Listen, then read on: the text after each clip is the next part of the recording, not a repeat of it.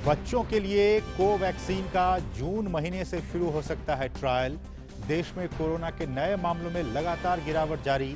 2,22,000 नए मामले हुए दर्ज। पिछले 24 घंटों में 3,02,544 मरीज हुए स्वस्थ। केंद्र ने 23 से 30 मई के लिए आवंटित की रेमडेसिविर की 22,17,000 शीशियां।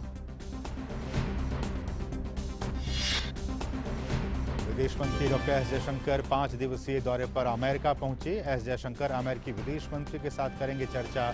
संयुक्त राष्ट्र महासचिव एंटोनियो गुतेरेस से भी कर सकते हैं मुलाकात।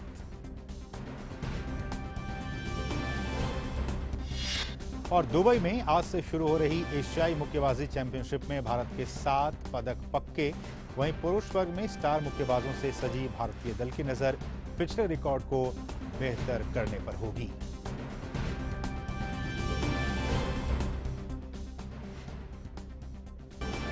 शुरुआत सबसे पहले बड़ी खबर के साथ।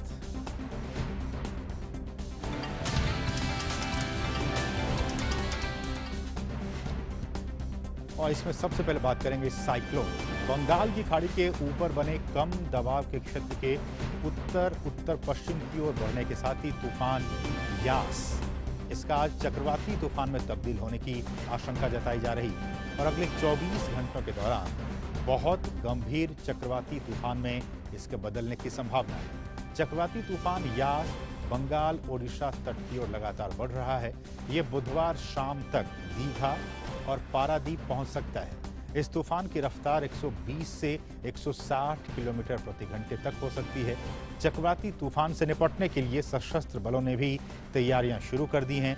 भारतीय वायुसेना के 15 मालवाहक विमानों ने जामनगर, वाराणसी, पटना और एर्नाकुलम से राष्ट्रीय आपदा मोचन बल के 950 कर्मियों और 70 टन सामग्री को कोलकाता, भुवनेश्वर और पोर्ट ब्लेयर पहुंचाया है।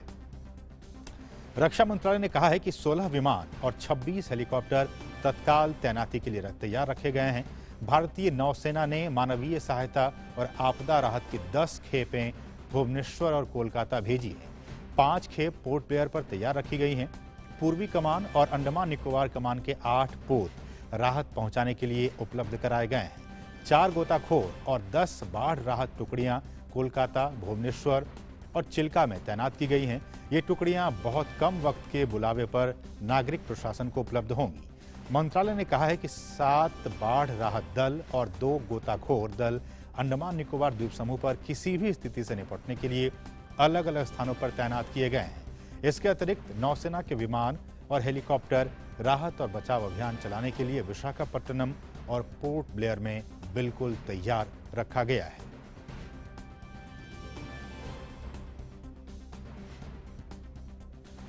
और इस सब के बीच चक्रवाती तूफान यास के मद्देनजर आईएमडी भुवनेश्वर के वरिष्ठ वैज्ञानिक उमाशंकर दास ने कहा है कि 25 मई तक चक्रवाती तूफान यास बहुत तीव्र चक्रवाती तूफान में बदल सकता है। इसके पारादीप और सागर द्वीप के बीच तट को छूने की संभावना है। खासकर पारादीप और धामरा के लिए चेतावनी जारी की गई है। जगत सिंहपुर, केंद्रापाड़ा, भद्रक और बालेश्वर में हवा की गति 150 से 160 किलोमीटर प्रति घंटे तक रहेगी। That is yesterday that is intensified. Now it has been intensified into cyclonic storm named Yas, and we are expecting it will be going to be very severe cyclone storm by 25th, and possibly it will going to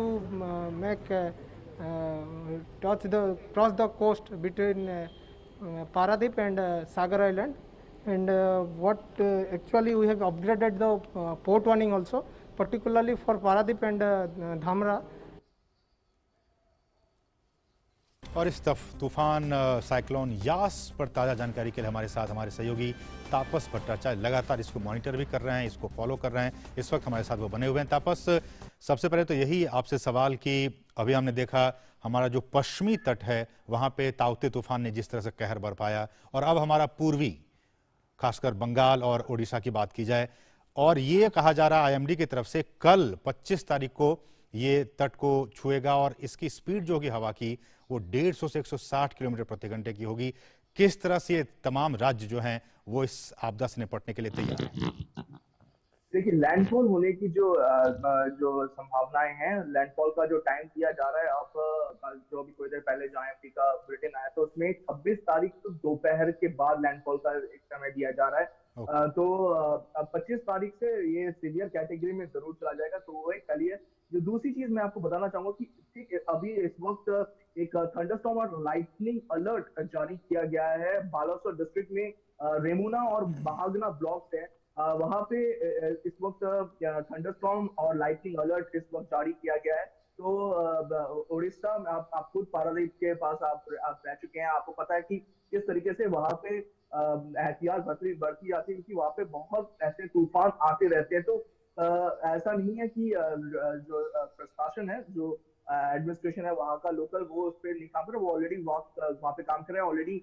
जो वहाँ पे port की तरफ जो warning sign होती है वो already दे दी गई है, और येलो अलर्ट इस वक्त जारी किया गया है, और कल तक ये ऑरेंज अलर्ट में तब्दील कर दिया जाएगा।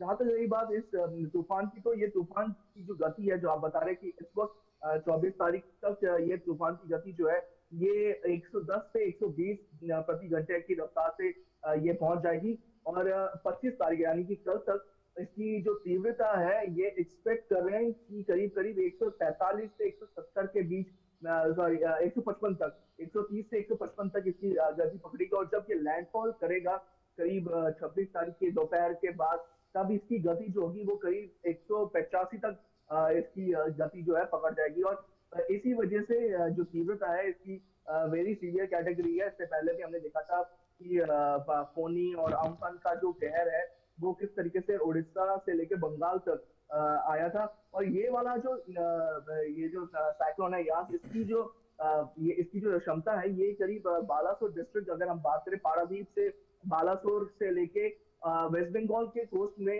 जो कोस्टल एरिया है वहां पे दीघा दीघा तक अगर बात करें, तो इसका ये जो पूरा जो जगह है उस पर इम्पैक्ट करने की बात चल रही है। तो लैंडफॉल का एरिया बड़ा सा जरूर है, लेकिन इसके साथ ही कलकत्ता और बाकी जगहों पे भी इसका खास तौर से इसका प्रभाव देखने को जरूर मिलेगा, क्योंकि जो आई का जो बाहर का हिस्सा होता है, जो पेरीफेरी जो इसे कहते हैं, वो पेरीफेरी कलकत्ता और उसके आसपास के जगह से होकर निकलेगा। तो वहां पे काफी नुकसान होने की उम्मीद, मतलब आशा जताई जा रही है। और इस वजह से एडमिनिस्ट्रेशन, लोकल एडमिनिस्ट्रेशन बंगाल में और उड़ीसा में खास तौर से कोई कोताही नहीं बरत रहा। आदत है बे ऑफ बंगाल में सबसे ज्यादा, ये जो समय है जहाँ हम बात करें मानसून से पहले, मानसून के समय, ये ऐसा समय है जहाँ पे हमेशा बे ऑफ बंगाल में साइक्लोन या चक्रवाती तूफान का जो प्रकोप है देखने को मिलता है। तो अलर्ट जरूर है। जो दिक्कत ज्यादातर एडमिनिस्ट्रेशन को जहाँ पे आती है वो है इस वक्त खासतौर से जहाँ पे कोविड की महामारी जैसे चल रही है। तो किस तरीके से प्रोटोकॉल को फॉलो करते हुए लोगों को सुरक्षित जगह पे लेके जाए, वो एक चुनौती जरूर इनके सामने है। और तापस, चूंकि आपने बताया भी, मेरे जो अपने रिलेटिव हैं जो कि पारादीप में इस वक्त वो रह रहे हैं, उनसे भी मेरी कुछ देर पहले ही बातचीत हुई है। उनका ये कहना है कि तूफान आने से पहले की जो शांति होती है, मौसम बिल्कुल, हवा बिल्कुल नहीं चल रही है, पत्ते भी नहीं हिल रहे हैं। एक तरह से वो घबराए हुए हैं कि किस तरह से जो स्पीड की जब बात आती है मीडिया में, आईएमडी के हवाले से 150-160 किलोमीटर प्रति घंटे की रफ्तार से ये हवाएं आएंगी। हालांकि आप जानते हैं, जैसा कि आपने कहा भी, कि जो हमारा पूर्वी तट है वो लगातार हर साल इस तरह की तूफानों से रूबरू होते रहते हैं। वहाँ का जो एडमिनिस्ट्रेशन है वो उससे निपटने के लिए लगातार तैयार भी है। लेकिन अगर मैं आपसे केंद्रीय राहत एजेंसियों की बात करूं, किस तरह से वो लोग तैयार हैं इस पूरी आपदा से निपटने के लिए? देखिए, सबसे पहले तो आपके रिलेटिव्स के लिए बता दूं कि इस वक्त जो चक्रवाती तूफान है वो 620 किलोमीटर पारादीप से साउथ ईस्ट दूर है। तो इस वजह से इसके बाद जैसे आज शाम से और कल से एक्सपेक्ट कर रहे हैं हम लोग की जो थंडरस्टॉर्म और बारिश का जो सिचुएशन है वो वहाँ पे शुरू हो जाएगा। आपने सही कहा, ये वहाँ पे लोगों को एक तरह से आदत है। पूरे कोस्टल, अगर हम उड़ीसा की बात करें, बंगाल की बात करें, और ये जो हम बात करेंगे दोनों बॉर्डर, दोनों स्टेट्स के बॉर्डर पे इसका इम्पैक्ट पड़ता है। तो उन दोनों को जो स्टेट्स है इनको आदत ऐसी है ऐसे साइक्लोन को हैंडल करने की, क्योंकि इसका सिवियरिटी ज्यादा है। तो इस वजह से ज्यादा लोग इसको लेकर जरूर चिंतित है, खासतौर से जो कोस्टल एरिया में रहते हैं, क्योंकि जब आप एक हवा का जो प्रचंड वेग है वो 145 180 के ऊपर चलता है, और तो जरूर इसमें बहुत सारी दुर्घटनाएं घटने की आशंका बढ़ जाती है। तो एक तो पहली चीज तो ये है। तो दूसरी चीज है कि कल तक IMD Bhubaneswar orange alert declare करने का ऑलरेडी उनका आ चुका है कि कल से ये ऑरेंज अलर्ट पे चले जाएंगे और उसके बाद ये रेड अलर्ट पे चले जाएंगे कि क्योंकि जो पूरा इलाका जैसे हम बात करें वहां पे अगर ये अलर्ट नहीं जारी करेंगे तो बहुत ज्यादा नुकसान होने की उम्मीद है। लोगों को बताने की बहुत जरूरत है कि आप लोग घर पे रहें, बाहर ना निकले अगर बहुत इंपॉर्टेंट काम ना हो। तो पहली चीज तो ये है। एडमिनिस्ट्रेशन की अगर हम बात करें तो एडमिनिस्ट्रेशन लगातार सेंट्रल मॉनिटरिंग कर रहा है। कल भी प्राइम मिनिस्टर नरेंद्र मोदी ने इस पे बहुत चर्चा की थी। जो दोनों स्टेट से आज थोड़ी देर पहले तक होम मिनिस्टर अमित शाह उन पर चर्चा करें तो कहीं ना कहीं सेंटर पूरी तरह से स्टेट्स को हेल्प करने में लगा हुआ है। एनडीआरएफ की टीमें भी लगी है। अगर हम बात करें अभी तक एनडीआरएफ की 99 टीम्स को मतलब लगाया गया है पांच स्टेट्स और यूनियन टेरिटरीज में। खासतौर से इसका जो मेजर इम्पैक्ट है वो कोशिश कर रहे हैं कि इसका मेन जो है वो बंगाल और उड़ीसा में रखें। इनफैक्ट 52 और 35 जो टीमों को तैनात किया गया है इन दोनों स्टेट्स में और बाकी स्टेट्स को तेलंगाना और दूसरे अंडमान की तरफ है उनको वहां पे रखा गया। तो मेन एम्फेसिस एनडीआरएफ का इन दोनों उड़ीसा एंड बंगाल पे है। एनडीआरएफ की कोशिश ये है कि जो लोकल एडमिनिस्ट्रेशन, लोकल जो रिलीफ रेस्क्यू ऑर्गेनाइजेशन जैसे उड़ीसा में ओडीआरएफ है तो उनके साथ और बंगाल में जो है उनके साथ मिलकर एक तालमेल के साथ ये सारी चीजें की जाए।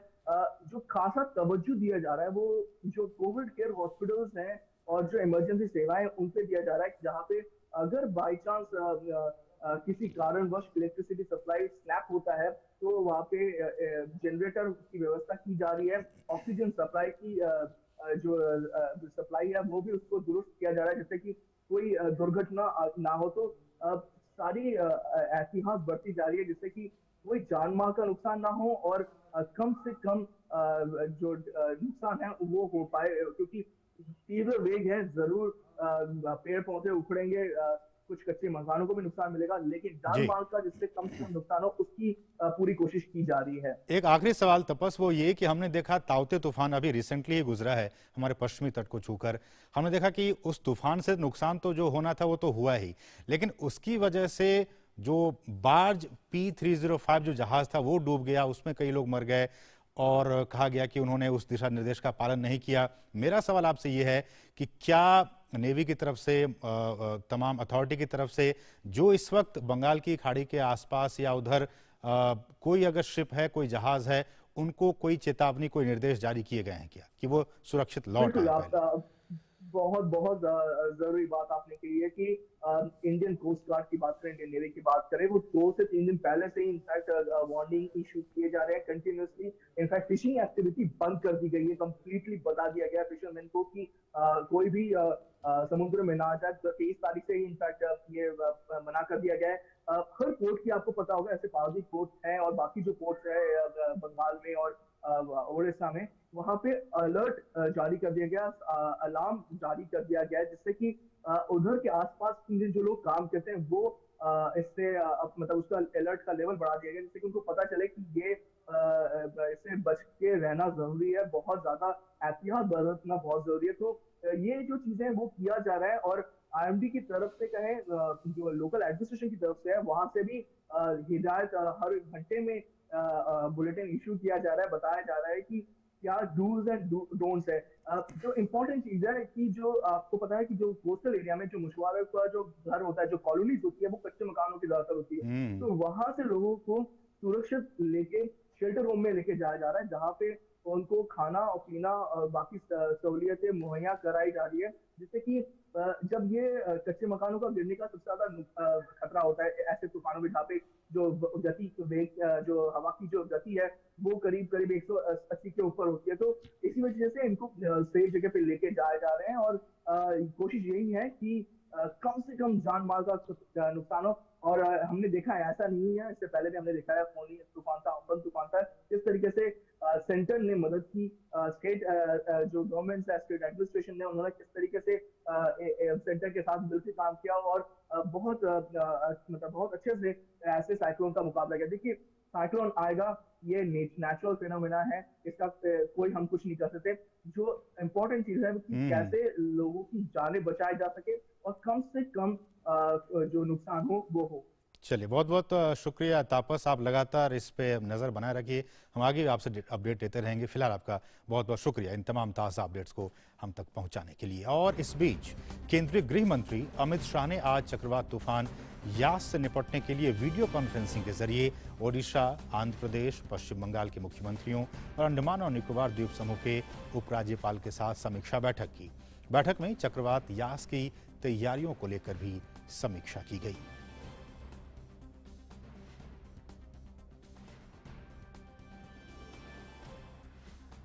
और हमारे साथ हमारे सहयोगी सुधाकर दास इस वक्त ताज़ा अपडेट के साथ मौजूद हैं। सुधाकर, हम जान रहे हैं कि कल ये बहुत ही गंभीर स्थिति हो जाएगी जो सीवियर साइक्लोन में तब्दील हो जाएगा, और कहा जा रहा है कि 26 तारीख को ये वहां टच कर सकता है, लैंडफॉल हो सकता है। क्या कुछ तैयारियां गृह मंत्रालय की तरफ से, और जब इस समीक्षा बैठक की गई क्या कुछ बातें निकलकर सामने आई?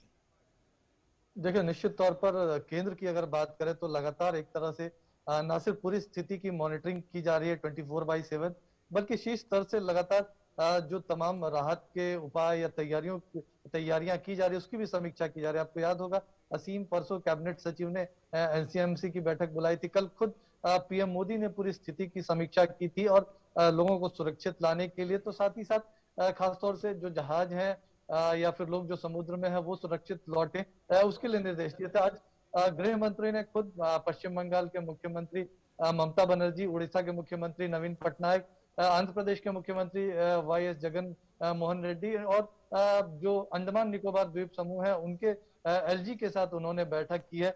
पूरी स्थिति की समीक्षा की है, न सिर्फ राज्यों से जानकारी ली कि उनकी क्या तैयारी है, बल्कि केंद्र की तरफ से जो भी हर संभव मदद हो सकता है उसके लिए उन्होंने भरोसा दिलाया, चाहे एनडीआरएफ हो, सशस्त्र सेनाएं हो, नेवी हो, तट रक्षक बल हो, और उनकी तरफ से और भी जो तमाम तैयारियां, और इसके साथ साथ ही जो चाहे मिनिस्ट्री ऑफ पावर हो, मिनिस्ट्री ऑफ टेलीकॉम, तमाम मंत्रालयों को भी निर्देश दिए गए।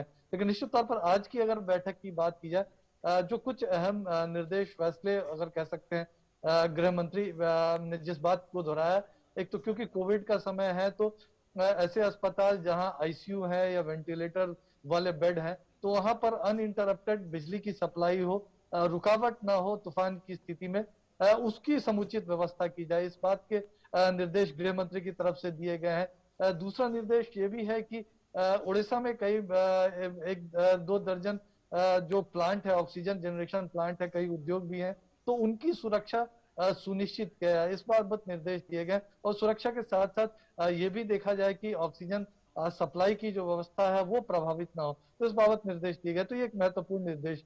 तीसरा अगर निर्देश आप कह सकते हैं तो वैक्सीनेशन जो स्टोरेज की जहां जहां भी व्यवस्था की गई है तो उसकी सुरक्षा के लिए ध्यान दिया जाए। एक और अहम निर्देश ये और एक तरह से आग्रह भी राज्यों से किया गया है कि जो रिस्टोरेशन ऑफ इलेक्ट्रिसिटी है वो जल्द से जल्द बहाल किया जाए, और इसमें क्योंकि कई कोविड पेशेंट्स घर पे भी अपना एक तरह से घर पे भी है, होम आइसोलेशन में है, तो उनको जरूरत पड़ सकती है। तो उस लिहाज से केंद्र भी, मिनिस्ट्री ऑफ पावर भी इसमें राज्यों की मदद करेगा, ये कहा गया है। इसके अलावा निश्चित तौर पर हम जानते हैं कि तूफान का सामना करने में उसकी तैयारियों को लेकर उड़ीसा, एक तरह से उड़ीसा ने एक मिसाल भी कायम की। अगर गुजरात पश्चिमी तट पर तो पूर्वी तट पर उड़ीसा की जो व्यवस्था है, चाहे ओडीआरएफ हो या शेल्टर होम्स की बात हो, तो वहां दूसरे राज्यों से भी कहा गया कि उस तरह की व्यवस्थाएं अपने राज्यों में अगर विकसित करेंगे आने वाले समय में तो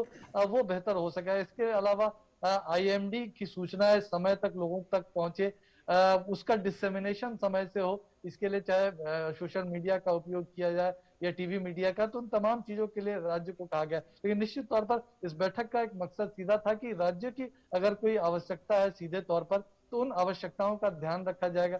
सभी केंद्रीय एजेंसियां, चाहे अर्धसैनिक बल हो, एनडीआरएफ हो, सशस्त्र सेनाएं हो, या फिर जो तमाम ministry of power, ministry of telecom, उन तमाम को निर्देश दिया गया है कि राज्य की जो भी आवश्यकता हो, जरूरत हो, और उसके हिसाब से उनकी मदद की जाए। तूफान से पहले भी और तूफान के बाद तुरंत रिस्टोरेशन के लिए। बिल्कुल सुधाकर, एक आखिरी सवाल वो ये कि हम जानते हैं कि जब नेचुरल कैलेमिटीज इस तरह की क्राइसिस आती हैं तो चाहे वो राज्य सरकारें हों, केंद्र सरकार हो, एनडीआरएफ हो, तमाम लोग एकजुट हो जाते हैं और उस आपदा से निपटने के लिए पूरी तैयारियों के साथ लग जाते हैं।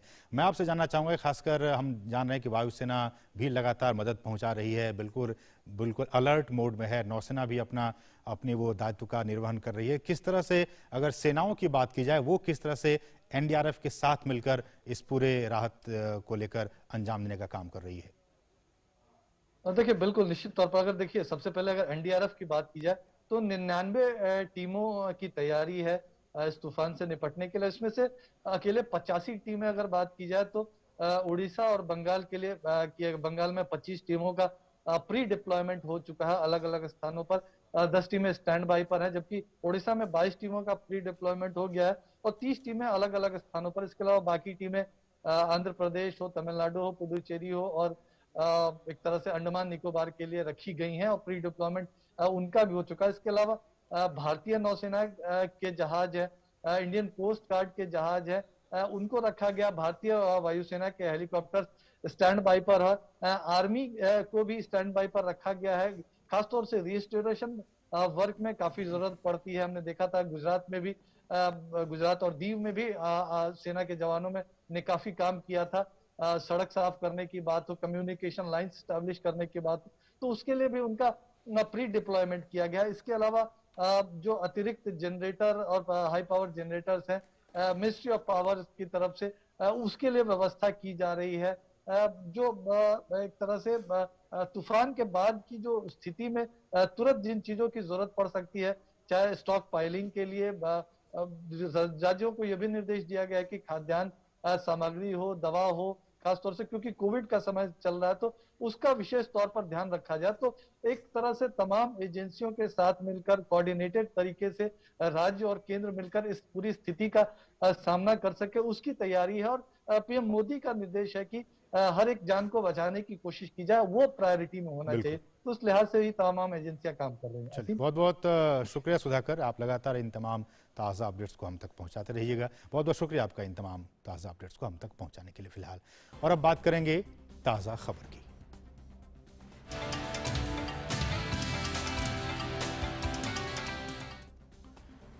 केंद्रीय स्वास्थ्य मंत्री डॉक्टर हर्षवर्धन ने कोविड पर मंत्रियों के समूह की 27वीं उच्च स्तरीय बैठक की आज अध्यक्षता की।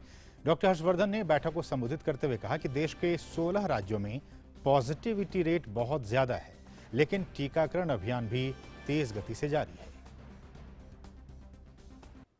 Right now, 16 states in the country, they currently have a very high positivity rate.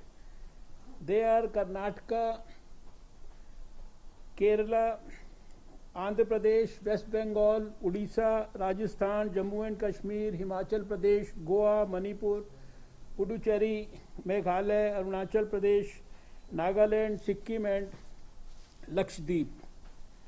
Then just to update you about the vaccination status in the country, till morning today, our latest data informs us that we have already given 19 crore 60 lakh 51,962 doses to our countrymen, and even today we have 1 crore 60 lakh 57,858 doses which are still available with the states to vaccinate people at this point of time.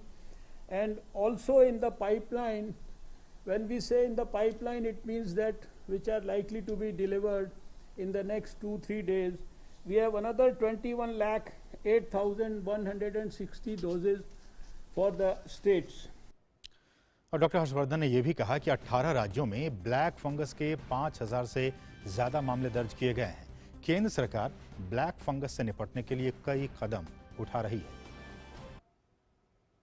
We know that there has been a recent rise in the number of cases of mucormycosis in many states, and we have taken note of this, and many actions have been taken for advice, with the advice of the relevant experts, and we had requested the states to issue notifications to make this disease notifiable, so that the central government also knows in detail the extent of the numbers, and so that the strategies could be about drug availability, etc., could be planned accordingly.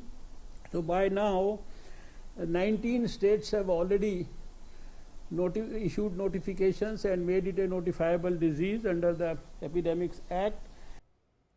साथ ही उन्होंने corona के उपचार में प्रयोग होने वाली remdesivir दवा पर कहा कि अब तक राज्यों को रेमडेसिविर की कुल 98,87,000 शीशियां आवंटित कर दी गई। Update you about the two important things, the remdesivir injections. Till now we have already through the central government sent 70.61 lakh remdesivir vials to the states, and have already given 45,735 ventilators to the states. और यहाँ रुकेंगे छोटे से break के लिए। आप देखते रहिए DD news.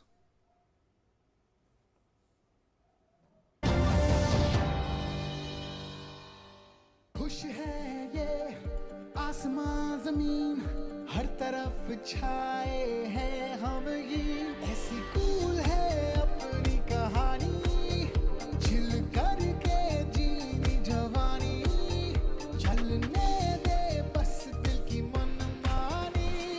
I'm cool, chill your bill. I'm cool, chill your bill. I'm cool, chill your bill. और ब्रेक के बाद आपका फिर से स्वागत है। और अब कुछ दूसरी अहम राष्ट्रीय खबरें।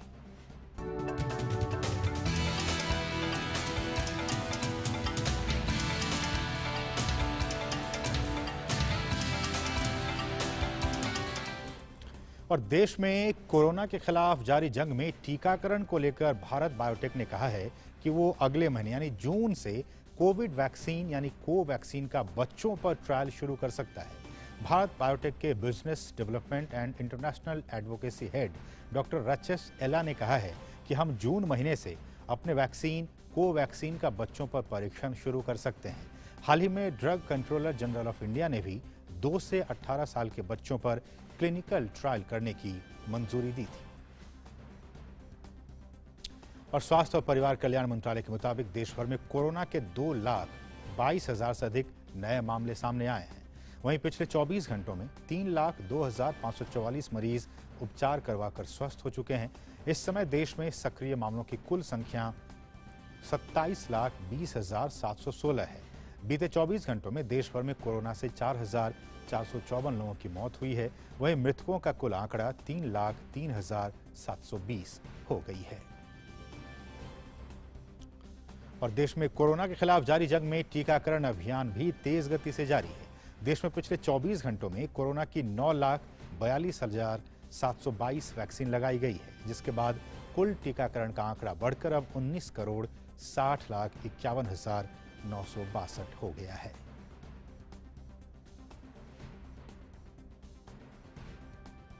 इस बीच केंद्रीय स्वास्थ्य मंत्रालय ने कहा है कि राज्यों और केंद्र शासित प्रदेशों को वैक्सीन की 21 करोड़ 80 लाख से ज्यादा डोजेज उपलब्ध कराई गई हैं। राज्यों और केंद्र शासित प्रदेशों के पास अभी भी वैक्सीन की 1 करोड़ 90 लाख से ज्यादा डोज उपलब्ध है।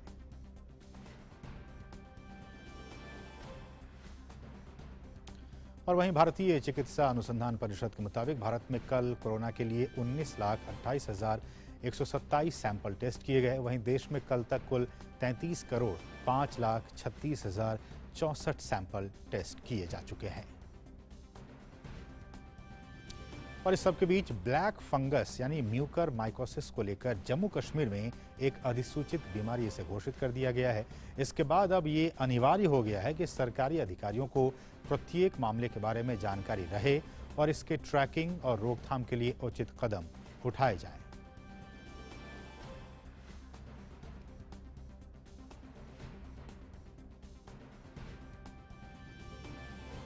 लेकिन कोरोना महामारी के बीच दिल्ली, हरियाणा, राजस्थान और पुडुचेरी में रविवार को लॉकडाउन आगे बढ़ा दिया गया, जबकि कई राज्यों में कोविड के कारण पहले से ही मई के अंत तक के लिए पाबंदियां लगी हुई हैं ताकि महामारी की दूसरी लहर के दौरान संक्रमण को रोका जा सके। दिल्ली के मुख्यमंत्री अरविंद केजरीवाल ने राजधानी में एक और हफ्ते के लिए लॉकडाउन बढ़ाने की रविवार को घोषणा करते हुए कहा कि अगर कोविड के मामलों में कमी जारी रहती है तो 31 मई से चरणबद्ध तरीके से अनलॉक की प्रक्रिया शुरू की जाएगी। तो वहीं राजस्थान में कोरोना वायरस संक्रमण नियंत्रण के लिए मंत्रिमंडल और विशेषज्ञों की सिफारिश पर राज्य सरकार ने रविवार को राज्य में लॉकडाउन की अवधि में 15 दिनों का विस्तार करते हुए इसे 8 जून तक कर दिया है। सरकार ने कहा है कि जिन जिलों में संक्रमण की स्थिति में काफी सुधार हुआ है वहां 1 जून से व्यावसायिक गतिविधियों की छूट दी जा सकती है। वहीं हरियाणा सरकार ने भी राज्य में लागू लॉकडाउन को 31 मई तक के लिए बढ़ा दिया है। साथ ही पुडुचेरी की सरकार ने भी रविवार को 31 मई तक लॉकडाउन जारी रखने की घोषणा की, क्योंकि केंद्र शासित प्रदेश में कोविड के मामलों में बढ़ोतरी जारी है। और वहीं कोविड की दूसरी लहर से निपटने के लिए तमिलनाडु में आज से बिना किसी ढील के 1 सप्ताह का संपूर्ण लॉकडाउन लागू हो गया है।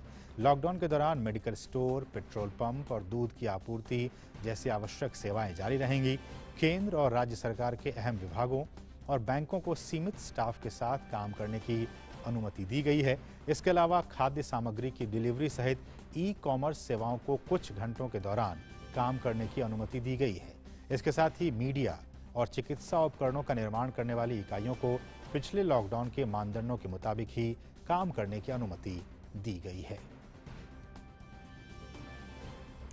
वहीं उत्तराखंड में कोरोना के मामलों पर अंकुश लगाने के लिए कोरोना कर्फ्यू 1 जून तक के लिए बढ़ा दिया गया है। कोरोना कर्फ्यू के दौरान आवश्यक वस्तुओं की बिक्री करने वाली दुकानें सुबह 8 बजे से 11 बजे तक खुली रहेंगी। इसके अलावा 28 मई को दुकानें सुबह 8 बजे से 12 बजे तक खुली रहेंगी। इस बीच उत्तर प्रदेश के मुख्यमंत्री योगी आदित्यनाथ ने आज गोंडा जिले का दौरा किया। सबसे पहले उन्होंने इंटीग्रेटेड कोविड कमांड सेंटर का निरीक्षण किया। उसके बाद मुख्यमंत्री ने मंडल के जनप्रतिनिधियों, अधिकारियों के साथ समीक्षा बैठक की। मुख्यमंत्री ने समीक्षा बैठक के बाद प्रेस को संबोधित करते हुए कहा कि राज्य में लगातार पॉजिटिविटी रेट कम हो रही है और रिकवरी रेट बढ़ी है। साथ ही उन्होंने कहा कि प्रत्येक जनपद को ऑक्सीजन के लिहाज से आत्मनिर्भर हो सके, इसके लिए सरकार युद्ध स्तर पर काम कर रही है।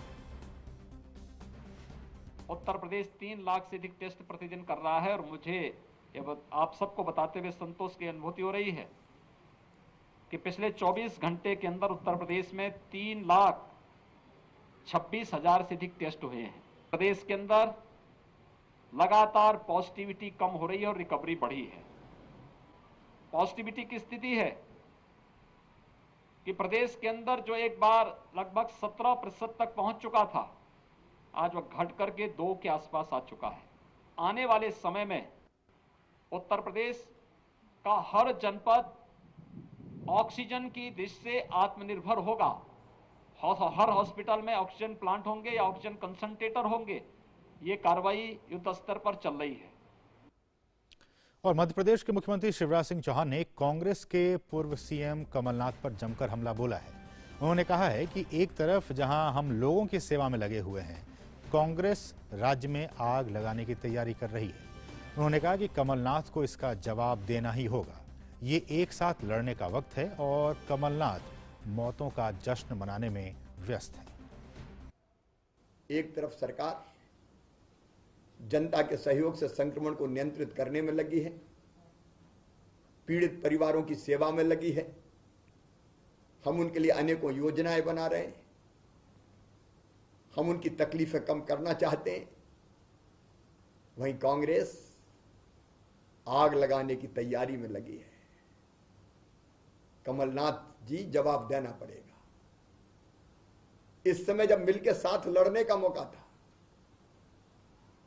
आप मौत का उत्सव मना रहे हो, आप काउंटर लगवा रहे हो, आप प्रदेश में अराजकता फैला रहे हो। और अब खबर केरल से है, जहां विधानसभा का पहला सत्र आज से शुरू हो गया है। सत्र के पहले दिन प्रोटेम स्पीकर ने नवनिर्वाचित विधायकों का उनकी शपथ दिलाई गई। केरल विधानसभा का सत्र 14 जून तक जारी रहेगा। इससे पहले मुख्यमंत्री पिनाराई विजयन ने 21 मई को केरल के मुख्यमंत्री के तौर पर दूसरी बार शपथ ली थी। कोलकाता हाईकोर्ट द्वारा 21 मई को नारदा घोटाला मामले के आरोपी टीएमसी के 4 नेताओं को हाउस अरेस्ट करने और मामले को बड़ी पीठ के पास भेजने के खिलाफ सीबीआई ने सुप्रीम कोर्ट का रुख किया है। हाईकोर्ट की 2 जजों की बेंच ने चारों नेताओं को जमानत देने का मामला 5 जजों की बेंच के पास भेजा था और गिरफ्तार किए गए टीएमसी नेताओं को हाउस अरेस्ट करने के आदेश दिए थे। कलकत्ता हाईकोर्ट की 5 जजों वाली बेंच आज मामले की सुनवाई करेगी, लेकिन सीबीआई ने सुप्रीम कोर्ट से मांग की है कि इस सुनवाई को टाल दिया जाए। कुछ दूसरी अहम खबरें। विदेश मंत्री डॉक्टर एस जयशंकर अमेरिका के 5 दिवसीय दौरे पर न्यूयॉर्क पहुंच चुके हैं। विदेश मंत्रालय से जारी एक बयान के मुताबिक एस जयशंकर 28 मई तक अमेरिका की यात्रा पर रहेंगे, जहां वे अमेरिकी कंपनियों के साथ कोविड रोधी टीके की खरीद और बाद में इसके संयुक्त उत्पादन की संभावनाओं के बारे में चर्चा करेंगे। मंत्रालय ने बताया कि जयशंकर वॉशिंगटन में अमेरिकी विदेश मंत्री एंटनी ब्लिंकन के साथ चर्चा करेंगे। वे अमेरिकी मंत्रिमंडल के सदस्यों और वहां के प्रशासन के वरिष्ठ अधिकारियों के साथ द्विपक्षीय संबंधों के बारे में भी चर्चा करेंगे। न्यूयॉर्क में उनके संयुक्त राष्ट्र महासचिव एंटोनियो गुतेरेस से मुलाकात करने की भी संभावना है। बयान के मुताबिक विदेश मंत्री की यात्रा के दौरान उनका भारत और अमेरिका के बीच आर्थिक और कोविड महामारी से जुड़े सहयोग को लेकर कारोबारी मंचों से संवाद का भी एक कार्यक्रम है।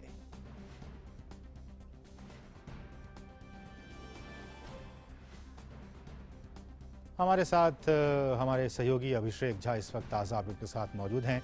अभिषेक, कोविड के काल में, कोविड के दौरान विदेश मंत्री की अमेरिका यात्रा, जैसा कि हमने कहा कि बहुत सारे मसलों को लेकर ये यात्रा महत्वपूर्ण होने वाली है।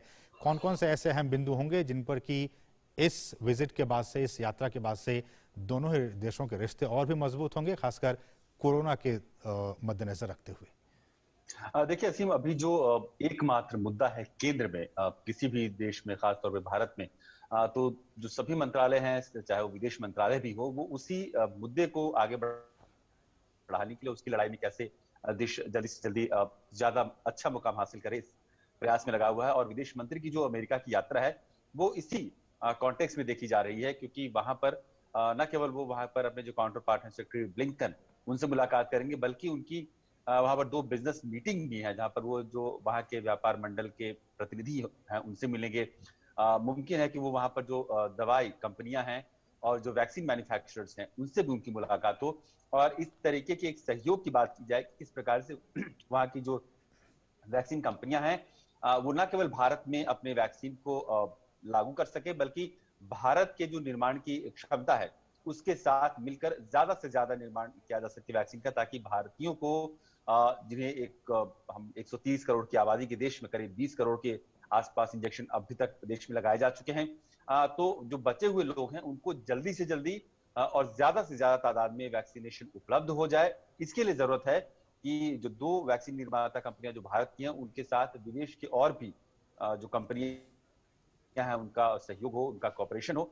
ये एक बहुत बड़ा मसला रहेगा जयशंकर की विदेश यात्रा में। इसके अलावा भी जो उनकी अहम मुलाकात हैं वो द्विपक्षीय संबंधों को लेकर, जो रणनीतिक संबंध है भारत और अमेरिका की, अमेरिका को लेकर, क्षेत्रीय शांति को लेकर, इन सब पर भी बातचीत होगी। अभिषेक, अगर आपको याद हो, आप तो लगातार ट्रैक करते रहते हैं खबरों को, अभी भारत ने और दक्षिण अफ्रीका ने मिलकर WTO के पास ये एक प्रपोजल दिया है कि भाई जो विदेशी कंपनियां हैं जो बड़े पैमाने पर वैक्सीन बना रही हैं, उनका जो इंटेलेक्चुअल प्रॉपर्टी राइट्स है उस राइट्स में थोड़ा सा वेवर मिले, ताकि जो डेवलपिंग कंट्रीज हैं वो उस वैक्सीन को अपने यहाँ बना सके अपने घरेलू डोमेस्टिक यूज के लिए। और इस पहल में, इस पूरी प्रपोजल में भारत का और दक्षिण अफ्रीका का जो साथ है वो अमेरिका ने दिया है।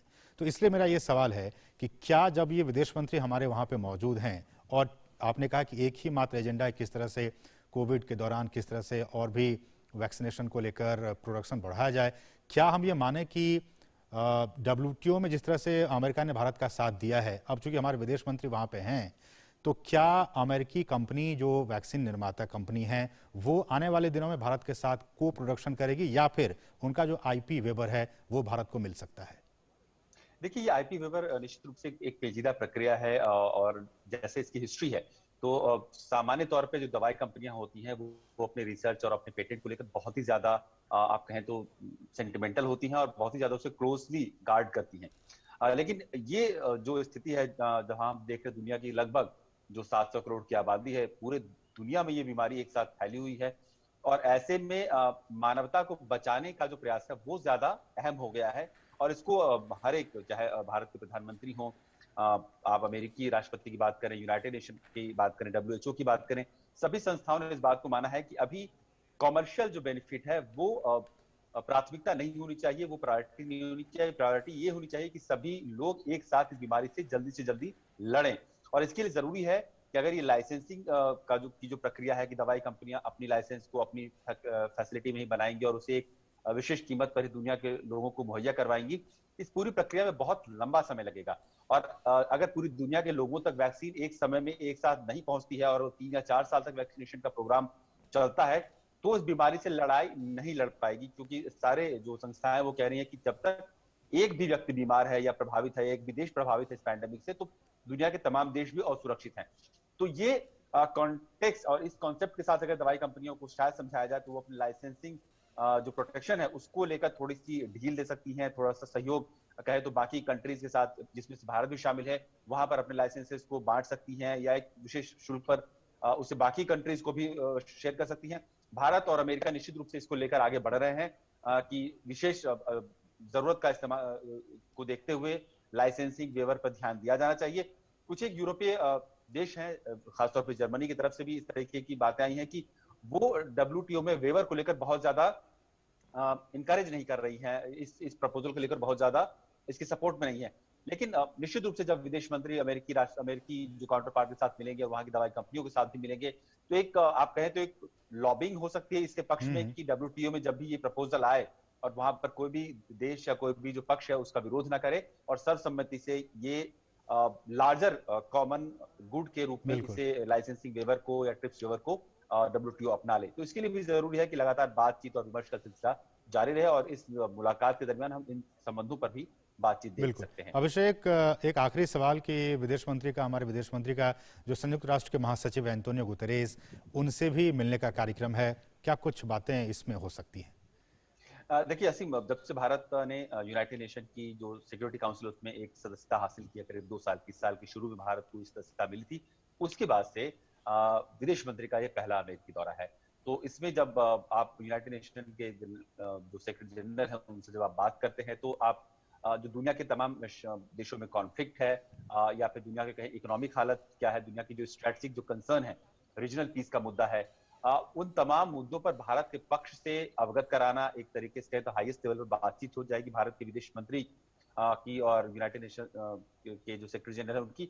तो एक तरीके से दोनों पक्षों को एक दूसरे को समझना बहुत ज्यादा जरूरी है, खासतौर पर ऐसे वक्त में जब भारत की स्थिति सिक्योरिटी काउंसिल में उस तरीके की है जहां वो दुनिया के हर एक महत्वपूर्ण मसलों पर, चाहे वो मानवाधिकार से जुड़ा मसला हो, समाज में इक्वालिटी से जुड़ा हुआ मसला हो, जेंडर एम्पावरमेंट से जुड़ा हुआ मसला हो या किसी प्रकार की पीस कीपिंग का मसला हो, हर एक मुद्दे पर अपनी राय भी रख रहा है और सिक्योरिटी काउंसिल में राय को प्रभावित भी कर रहा है। ऐसे में विदेश मंत्री का एंटोनियो गुटेरेस जो कि सेक्रेटरी जनरल है संयुक्त राष्ट्र के, उनसे मुलाकात निश्चित रूप से महत्वपूर्ण है। चलिए, बहुत बहुत शुक्रिया अभिषेक, इन तमाम ताज़ा अपडेट्स को हम तक पहुंचाने के लिए आपका बहुत बहुत शुक्रिया। बढ़ेंगे आगे और यहाँ रुकेंगे एक और छोटे से ब्रेक के लिए। आप देखते रहिए DD न्यूज़।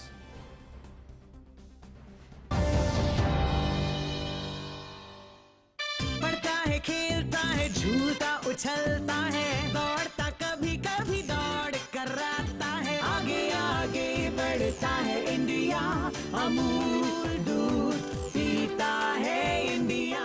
घर की सारी चीजें महंगी हो जरूरी है, उम्दा हो बहुत जरूरी है, लेकिन घर का जो सीमेंट है ना वो बहुत उम्दा होना चाहिए। जैसे वंडर सीमेंट, भाई उसकी क्वालिटी और टेक्नोलॉजी के चर्चे हैं वर्ल्ड में। आप हमारे घर कॉन्ट्रैक्ट ले लीजिए। मैं कॉन्ट्रैक्टर नहीं, वकील हूँ। वंडर सीमेंट, जब भी आए भला कर जाए।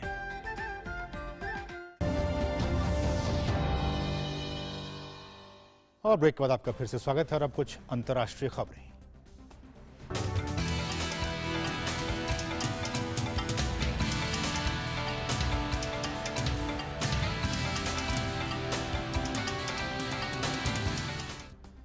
शुरुआत फ्रांस से करें तो फ्रांस में कोरोना के मामलों में कमी दर्ज होने पर पिछले लंबे वक्त से जारी कोरोना प्रतिबंध को अब कम किया जा रहा है। फ्रांस की राजधानी पेरिस में अनलॉक की प्रक्रिया शुरू हो गई है। पेरिस में लंबे वक्त के बाद रेस्टोरेंट में रौनक नजर आ रही है। लोगों ने साथ बैठकर अनलॉक का जश्न मनाया। फ्रांस में मई की शुरुआत से लॉकडाउन में ढील दी जा रही है, जिसे जून तक प्रतिबंधों को पूरी तरह से समाप्त कर दिया जाएगा।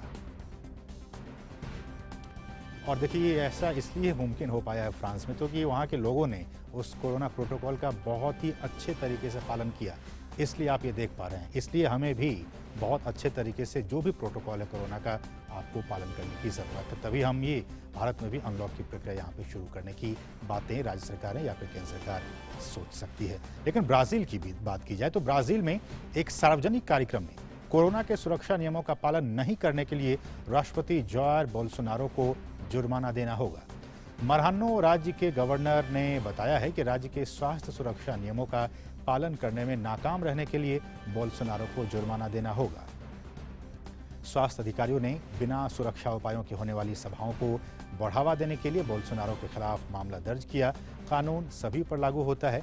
डिनो ने जनता को याद दिलाया कि उनके राज्य में 100 से अधिक लोगों के इकट्ठा होने पर प्रतिबंध है और फेस मास्क का उपयोग जरूरी है। बोल्सोनारो के कार्यालय के पास अपील करने के लिए 15 दिनों का वक्त है, जिसके बाद जुर्माने की राशि निर्धारित की जाएगी। आपको बता दें कि संयुक्त राज्य अमेरिका के बाद ब्राज़ील में दुनिया का सबसे बड़ा कोरोना वायरस मौत का आंकड़ा है। ब्राज़ील इस महामारी को रोकने के लिए लगातार संघर्ष भी कर रहा है। इटली की बात की जाए तो उत्तरी इटली में लैक मजोरे में एक केबल कार के गिरने से कम 13 लोगों की मौत हो गई है, तो वहीं 3 लोग गंभीर रूप से घायल हुए हैं। स्थायी आपातकालीन सेवाओं के मुताबिक पिडमॉन्ट क्षेत्र के स्ट्रीसा रिजॉर्ट टाउन में यात्रियों को ले जाते वक्त यह हादसा हुआ। बचाव और हेलीकॉप्टर आपातकालीन सेवाओं ने दुर्घटना के बाद काम करना शुरू कर दिया है।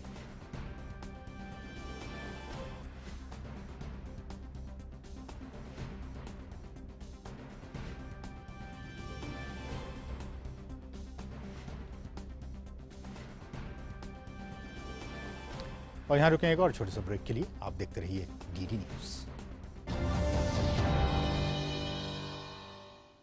पढ़ता है, खेलता है, झूलता उछलता है, दौड़ता कभी कभी दौड़ कराता है, आगे आगे बढ़ता है इंडिया, अमूल दूध पीता है इंडिया। और अब खेल जगत की कुछ अहम खबरें।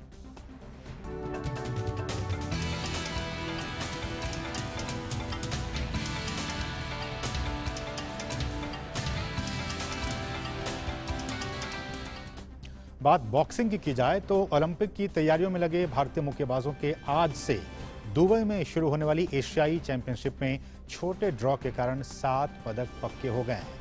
महिलाओं में शीर्ष वरीयता प्राप्त 6 बार की विश्व चैंपियन एमसी मैरी कॉम, गत चैंपियन पूजा रानी, अनुपमा स्वीटी, लवलीना बोर्गोहेन, लालबुत्साई और मोनिका सेमीफाइनल मुकाबले से अपने अभियान को शुरू करेंगी।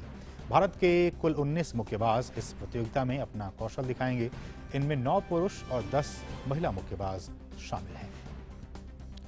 और आज से शुरू हो रहे फ्रेंच ओपन टेनिस प्रतियोगिता के क्वालिफाइंग मुकाबले में भारत की अंकिता रैना महिला सिंगल्स के पहले राउंड में आज ऑस्ट्रेलिया की अरीना रोदिनोवा से भिड़ेंगी। इससे पहले अरीना ने 2016 में फ्रेंच ओपन के पहले राउंड तक का सफर पूरा किया था, जबकि अंकिता का प्रदर्शन कुछ खास नहीं रहा। पिछले साल क्वालिफाइंग राउंड के दूसरे दौर में ही उनको हार का सामना करना पड़ा था। रविवार को क्वालिफायर टूर्नामेंट का ड्रॉ हुआ था। फुटबॉल की बात की जाए तो लिवरपूल ने इंग्लिश प्रीमियर लीग में तीसरे स्थान पर रहते हुए चैंपियंस लीग के लिए क्वालिफाई कर लिया है। रविवार की रात खेले गए प्रीमियर लीग के मौजूदा सत्र के अंतिम मुकाबले में लिवरपूल ने क्रिस्टल पैलेस को 2-0 से हराने में सफलता पाई। लिवरपूल के लिए सादियो माने ने 36वें मिनट में फर्मिनो के पास पर पहला गोल किया। वहीं मैच के 74वें मिनट में माने ने सालाह के पास पर अपना और टीम का दूसरा गोल करने में सफलता पाई। एक समय शीर्ष 4 से बाहर चल रही लिवरपूल ने लीग में लगातार 5 मुकाबले जीतकर अंतिम 4 में स्थान बनाने में सफलता पाई है। इस मैच को देखने के लिए लिवरपूल के करीब 10,000 समर्थक मैदान में मौजूद थे। और अब बात आपकी सेहत की, बात योग की। हर रोज योग करने से शरीर स्वस्थ बनता है। नियमित योग क्रियाएं करने से शरीर लचीला और मांसपेशियां मजबूत होती हैं। स्वस्थ जीवन के लिए योग का बहुत ही विशेष महत्व है।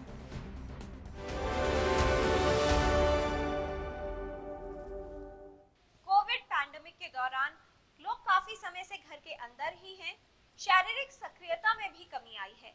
ऐसे में स्वस्थ रहने के लिए योग का क्या महत्व है, समझते हैं आचार्य प्रतिष्ठा जी से।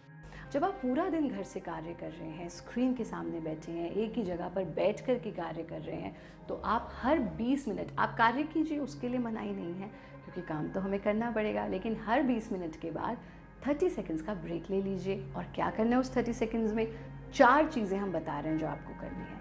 पहले 20 मिनट के बाद ब्रेक लीजिए, अपनी आंखों को स्क्रीन से हटाइए, दूर देखिए और दूर जितना दूर देख सकते हैं उतना दूर देखिए और इस तरह से आंखों को ब्लिंक कीजिए।